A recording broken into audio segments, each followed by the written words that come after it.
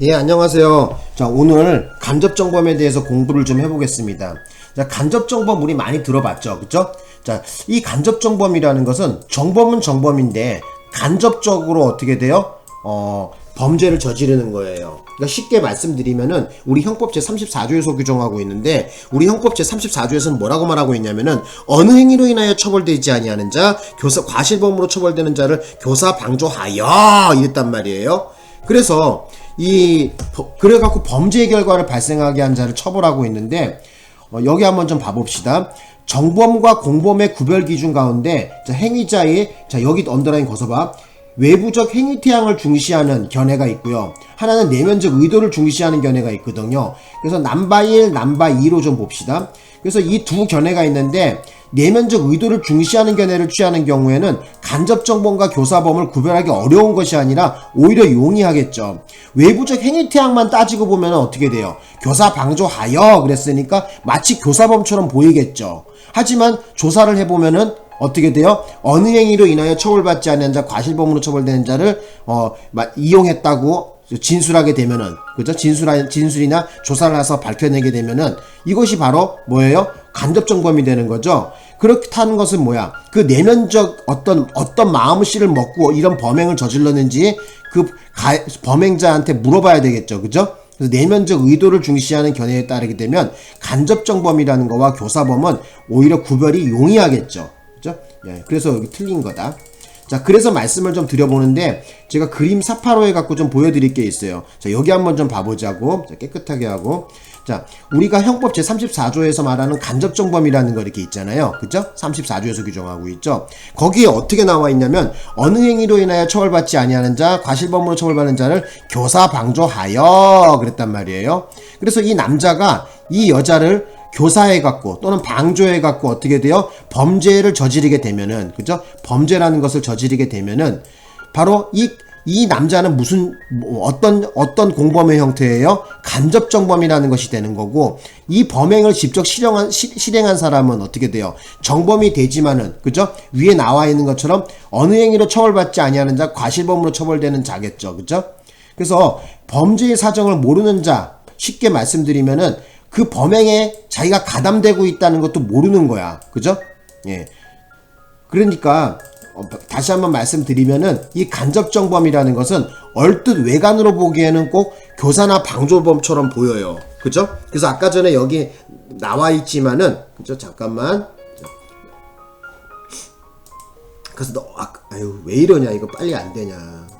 자, 잠깐만. 자, 여기 한번 봅시다. 아까 여기서 보셨지만은 깨끗하게 하고, 자, 여기 나와 있죠? 외부적 행위 태양을 중시하는 견해에 따르게 되면 얼뜻 보기에는 지금 뭐로 보여? 아까 전에 그게 바로 교사범으로나 방조범으로 보이겠죠. 외관만 따지니까. 그죠? 하지만 그 안에 속사정, 그죠? 속사정을 따져보면은 이것이 간접정범이라는 것을 알 수 있겠죠. 그죠? 그래서 말씀을 드리는데, 자, 여기 보시면, 자, 어떻게 된다? 자, 내면적, 바로 주관적 그런 의도, 그죠? 이런 것을 견해에 따르게 되면은 간접정범과 교사범을 오히려 구별하기가 쉽다 이렇게 봐야 되겠죠. 자, 그 다음에 이제 니은번에 보겠습니다. 니은번. 그래서 기억번 틀린 거야. 그래서 자, 니은번에 보자고 이제. 자, 니은번에 보시면요. 갑이 위조한 공문서 이미지 파일을, 자, 중요한 것은 위조한 공문서 이미지 파일이에요. 종이로 된 것이 아니라 이미지 파일이야. 그 사정을 모르는 A에게, 그죠? 이메일로 송부했답니다. 그래서 그 사람이 프린터로 출력했어요. 그죠? 자, 그렇게 되면 어떻게 된 거야? 위조한 공문서 파일을 줬는데 이 A라는 사람이 거기에 속아서 어떻게 된 거야? 출력하게 되는 거죠? 그죠? 그래서 A라는 사람은 어떻게 되는 거죠? 거기에 대해서, 범행에 대한, 상세한 내용을 모르는 거죠. 범행에 대한 의도를 모르는 거죠. 자기가 범행에 이용되고 있는 것 자체도 모르는 거죠. 자, 그래서 이 경우에는 공문서 위조죄의 간접정범을 범했대요. 자, 이 경우에 뭐라 그러죠? 피이용자, 이용당하고 있는 바로 이 A라는 양반, 이 A라는 사람에 대한 위조 공문서 송부행위, 바로 쉽게 얘기하자면은, 이메일로 전송을 했겠죠. 그죠? 공문서를 전송한 거. 이것도 역시 뭐다? 위조 공문서 행사죄에 해당한다. 그죠? 그래서 위조 공문서 행사죄로, 우리 판례는 보고 있습니다. 판례 번호는 어떻게 되냐면요. 거기다가 좀 적어봐. 2019도에 8443. 2019도에 8443. 되셨나요? 그래서, 위조한 이미지, 공문서 이미지 파일을 전송해서, 그죠? 그 속은 사람이 프린터로 출력하게 되는 이 사건. 자, 이 사건 뭐다? 바로, 위조 공문서 행사죄로 받습니다. 되셨나요? 자, 그 다음에 이제, 디귿번 해보자. 그래서 니은번은 맞는 거야. 자, 디귿번. 자, 디귿번 해보자고. 초과 주관적 구성 요건인 목적을 가진 사람이 고의는 있으나 그 목적이 없는 사람을 도구로 이용하는 경우에도 간접 정범이 성립할 수 있다. 이렇게 나와 있죠. 예, 맞는 얘기겠죠. 그죠? 그래서, 비록 기본 고의는 저기 하나 있으나, 그죠? 그 목적. 바로, 이 목적이라는 것은 바로, 우리 하면 행사할 목적으로, 체포면탈을 목적으로, 어떤 구성 요건에 보면, 무엇을 목적으로, 이런 말이 들어가는 거 있죠? 그래서 그런 말이 들어가는 거, 목적으로, 그런 게 전부 다 뭐다? 초과 주관적 구성 요건 요소라 그러거든요. 그래서 이 목적을 가진 사람이, 목적이 없는 사람을 도구로 이용하는 경우도 있어요. 자, 이 경우도 역시 간접정범으로 봅니다. 자, 이제 리을번에 보겠습니다. 리을번에 보면은, 자, 볼게요. 자, 자기에게 유리한 판결을 얻기 위하여 증거를 조작하여 법원에 제출했대요. 자, 법원을 기망하여 승소함으로써 재산상 이익을 취득한 경우, 자, 그러면 지금, 법원을 기망했으니까 법원이 속은 자가 되는 거죠. 법원을 피이용자가 아니라 법원은 피기망자가 되는 거죠.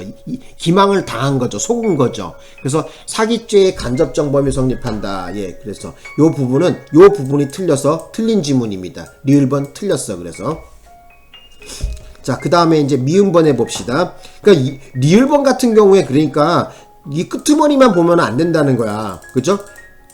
잘 보시란 말이야. 이용자, 피이용자, 그 다음에 기망자, 피기망자, 이거 잘 봐야 돼. 자, 그 다음에 미음번 해봅시다. 인신구속에 관한 직무를 행한 사람이 피해자를 구속하기 위해서, 누가 꼴보기 싫은 양반이 있나 보죠. 그 양반을 구속하려고, 자, 진술조서 등을 허위로 작성해갖고 기록에 첨부했답니다. 구속영장을 신청하고 그 사정을 모르는 검사와 영장 전담 판사를 기망했어요. 그래서 이 검사나 판사는 그러한 사실을 모르고 어떻게 돼요? 바로 구속영장을 떨어뜨려 주겠죠. 그래서 피해자가 구금되면 어떻게 되는 거야? 이 경우에는 직권남용 감금죄의 간접정범이 성립한다. 오케이, 맞는 얘기겠죠. 그죠? 네. 그래서 요렇게 보시면 될 것 같아요. 맞는 얘기다. 그래서 대표적인 것, 이런 간접정범 형태로 저지르는 거 저번에도 말씀드렸지만은, 도둑놈 얘기하는 거 제가 얘기해드렸잖아요. 그죠? 길 가다가 마음에 안 드는, 학교 선배가 저기 지나가고 있어요. 근데, 그 선배가 가방을 메고 딱 가는데, 때마침 그 옆에 경찰관이 지나가. 경찰 아저씨, 저놈이 내 가방 훔쳐갔어요. 저놈 잡아주세요. 하면서, 그러면 경찰관이 가갖고, 그 선배를 때려 눕혀갖고 가방을 갖다가 주면 어떻게 되는 거야? 자, 이 경우에는 지금, 국가기관인 경찰관을 갖다가, 이용해서, 그죠? 이용해서 간접정범의 형태로 지금 체포죄를 저지른 거잖아요. 그거와 마찬가지의 법리로, 자, 이것도 마찬가지야. 검사하고 판사를 속인 거죠. 그죠? 뭐를 허위로 작성하는 바람에 진술조서를 허위로 작성해서 바로, 직권남용 감금죄라는 거. 직권남용 감금죄라는 건 뭐냐면은 형법 제 124조에서 말하고 있는데 불법 체포 감금죄라 그래요. 124조는. 거기서 재판 또는 검찰 또 인신구속에 관련된 이 직무를 행하는 자가 보조하는 자가 감금하거나 체포하게 되면은 이것을 직권남용 감금죄라 그래요. 어쨌든 알아두셔. 자, 요렇게 정리를 할게요. 그래서, 자, 미음번은 맞는 거다. 이렇게 하면 돼요. 그래서 틀린 거는 기억과 리을만 틀렸어. 어려운 거 같지는 않아 보이는데. 어렵나, 이거? 예? 어렵지 않아요. 어렵게 생각하면 안 돼, 이거. 그죠? 자, 그리고, 너무 빨리 끝나니까, 여기 설명을 좀 더 드려보자면은, 자, 여기 한번 봅시다. 자, 지금 간접정범 제가 얘기했었죠? 어떤 게 간접정범이야? 다시 한번 정리해 볼게요. 자, 간접정범이라는 것은, 자, 어느 행위로 처벌받지 아니하는 자, 과실범으로 처벌되는 자를, 자, 어떻게 하라고? 교사 방조했을 때, 그죠? 성립하는 게 간접정범이야. 되셨나요? 그래서 이 여자 같은 경우에는 어떻게 돼요? 범죄의 사정을 모른다고 봐야 되겠죠? 자, 잠깐만, 문자가 와갖고, 조금만 계셔. 제가 뭐 갑자기 손님이 찾아와서 여기까지 영상 녹화를 할게요. 어쨌든 여러분 마지막 마무리를 짓는데 잘 좀 이해했으면 좋겠습니다. 간접정범. 예, 마칠까요? 예, 마치겠습니다.